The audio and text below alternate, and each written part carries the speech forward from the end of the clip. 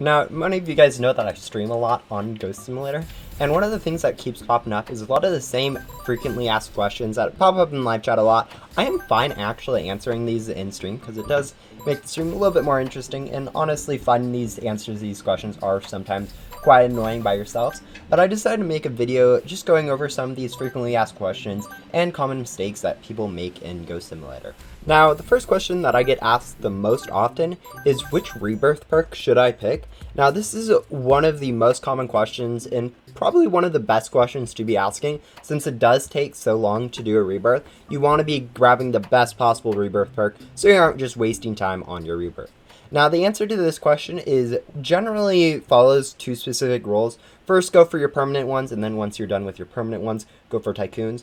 But the longer answer is, for your first rebirths, if you are planning on getting more than, let's say, 2 or 3 rebirths, you'll want to be going for the Master Hunter perk, since that allows you to get 2 additional vacuum streams, which allows you to skip Finsley and vacuum Ghost quicker from the get-go of a rebirth, which just helps in the long run. And then once you have Master Hunter done, you want to go for Ghostly Vision, because this one helps you do Yoko faster since it gives you more mini-boss. It unlocks new mini-boss loot bags, which allows you to get endgame gem, uses glitchy rift gum, and thousands of anonymous loot bags for billions of gems, which isn't really too big of an issue, but it also allows you to get new mythical pets which have really good stats, which is quite useful for new players. And as I said, once you have those permanent ones, if you want, you can also go for Lucky Eyes. That one's more optional. You do want to go for Tycoons.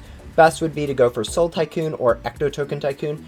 Bit Tycoon is now kind of less worthwhile since the new packs and vacuums in the new Remnant Zone have made grinding bosses in Main Hub and Ghost World super productive. So I'd recommend going for 4 to 5 of either of those 2 tycoons.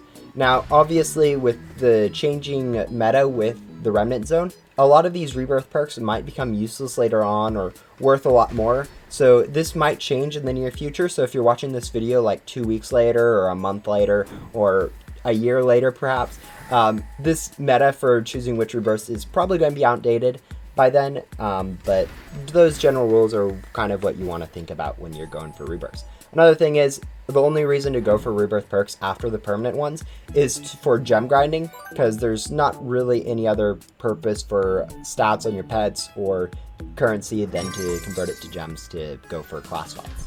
Now, one of the common mistakes that I also see when it comes to rebirths is rebirthing too quickly. A lot of people, right when they get the option to rebirth, they want to know which rebirth option they should pick and then immediately rebirth. But there's a lot of things that you can do when you're maxed out and ready to rebirth in a game that are really helpful for your next rebirth, or just in general in the game helpful.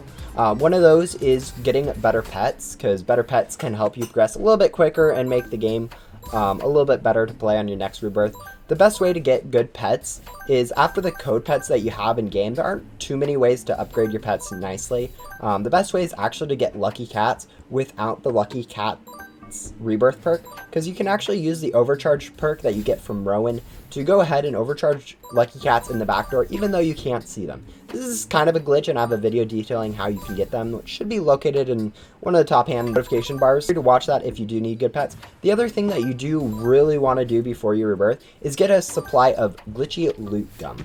This can be achieved by grabbing Rowan's overcharge perk and Riley's jetpack perk, and then grinding ghosts in the last 4 areas of backdoor. This is super helpful because it allows you to go through backdoor so much quicker on your next rebirth, and pretty much any area where you do need items to progress. This is just super handy, and a lot of people do end up skipping this, so I'd 100% recommend this. Even if you don't go for pet stats, as those aren't super helpful, I'd 100% recommend grabbing gum.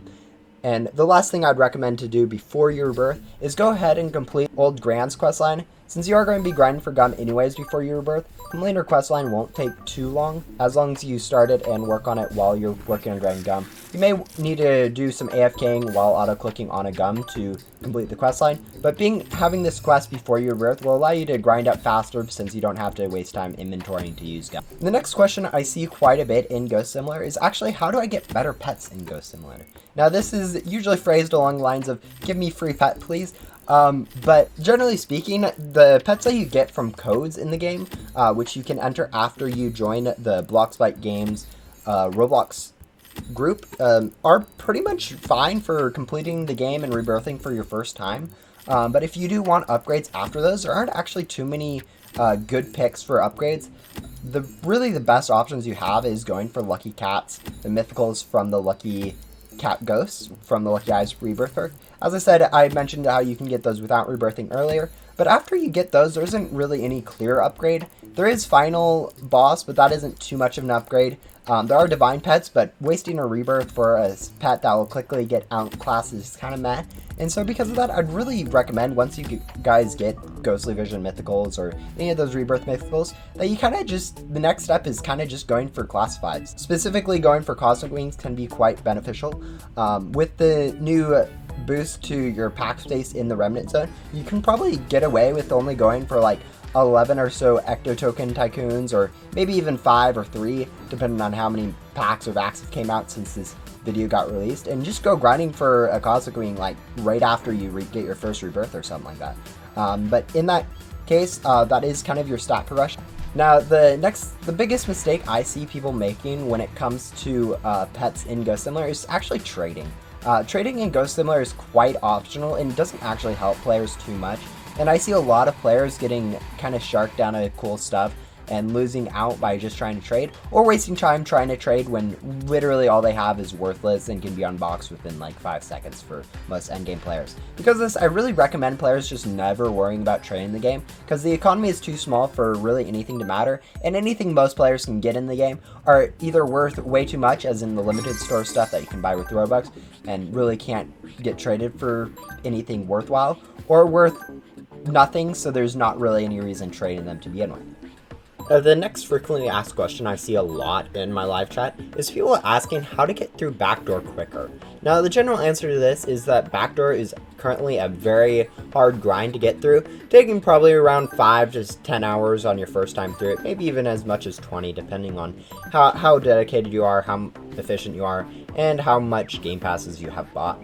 But one of the things that I have heard players say is that on your first time through Backdoor, you can go ahead and potentially grind basic loot gum from the ice cave using tusks, and probably either the beach or ocean area and grabbing those items too, while using basic loot gum as well to be able to convert for some more basic gums, to be able to grind a little bit faster by using that basic loot gum. I don't know if this strategy is super effective, but it is something I've heard people being able to use. Now, a common mistake I see with going through Backdoor is after your first time going through Backdoor, not realizing how difficult it is and just immediately rebirthing and not preparing for it. I know I covered this in my rebirth section, but by rebirthing immediately, you are kind of just losing time, because by grinding gum early, you can actually save and cut down that time to grind through Backdoor basically in quarter just immediately, because you do get that glitchy loot gum constantly being used.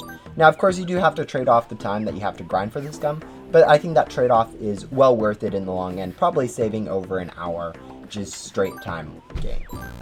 Now, another mistake that people might be doing during their Backdoor grind is converting items to gum before they get maxed out, since pretty much at any point in time you will be needing to use the items for later quests or potentially just for unlocking the next ton. It's not really worthwhile converting the items while you're grinding up to glitchy loot gum, because the glitchy loot gum you get won't be enough to offset the amount of items used, since once you get maxed out you can grind gum so much more effectively.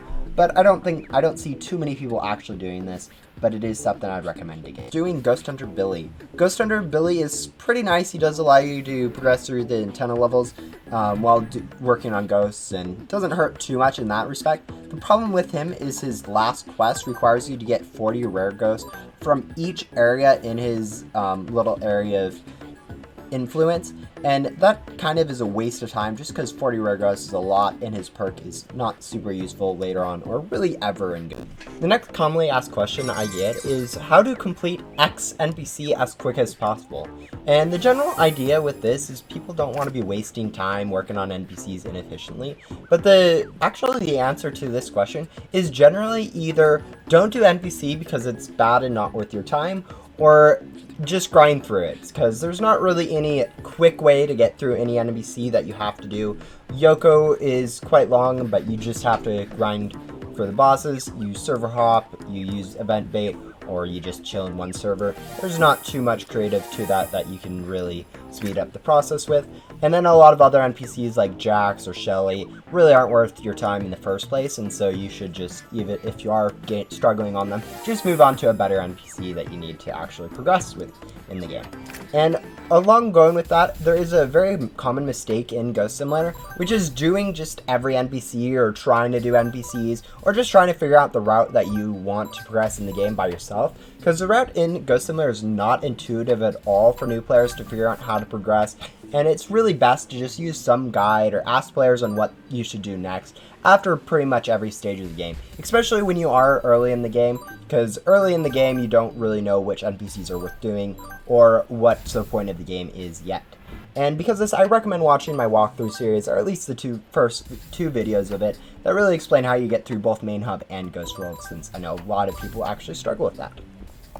The last question I have that a lot of people ask is how to get to Backdoor, or how to get to Remnant World, or how to get to the Void. Because these three areas aren't super obvious how you actually get to them. Like with the antenna upgrades in the Main Hub, pretty much everyone knows how to progress through first, second, third area, just because it's the explicit way. But when it comes to getting to antenna level 11 and actually getting to Backdoor, I know many people don't actually understand how they're supposed to get the data link item, which you get from completing Gatekeeper's quest, which is in the castle, right about next to the door with the locked area inside the castle. Now, this isn't super hard to get and is pretty easy questline to actually do, and you do get the data link once you complete the questline. But another place that people don't quite understand how to get, and is quite new to the game, is Remnant World. I do have a video on how you can get Remnant World, but pretty much the gist of it is you need to go ahead and rebirth once, and then you get yourself back up to antenna level 20, and you are able to access this new world, which does have a whole lot of useful stuff like bigger packs and better vacuums that you can actually use to grind for class fights quite easily. And then another mistake I see with people when it comes to areas is not utilizing areas to their full effect. I know a lot of people, like, they get through an area and they just try to get through it as fast as possible, and rather there are some NPCs that you can actually grind in certain areas or come back to. And with that, that is 5 frequently asked questions and common mistakes that I see in Ghost Simulator. If you guys like this video, feel free to let me know, because this kind of video idea I haven't actually tried in the past. And if you guys found it helpful, or if you guys have other questions, let me know in the comments, because if I do make another video, I will need more of your guys' input on questions that you guys would have, because I know a lot of these are quite simple to answer and kind of my ideas on what you guys ask rather than actually questions that you guys are actually asking. I know a lot of them are helpful, but other questions are greatly appreciated. And with that, I will see you guys in my next video, and hopefully you guys found this helpful.